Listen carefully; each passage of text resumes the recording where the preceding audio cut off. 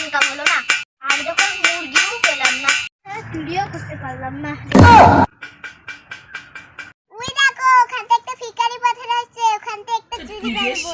ঠিক আছে।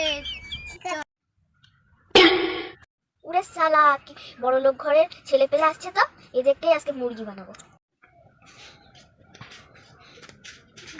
এবার অ্যাক্টিংটা শুরু করতে হবে। জিও রিচার্জ 300 টাকা বাবু, 10 টাকা দাও। গ্যাস 1000 টাকা বাবু, 10 টাকা দাও। অন্ধ ভিখারিটাকে কিছু 10 টাকা দাও।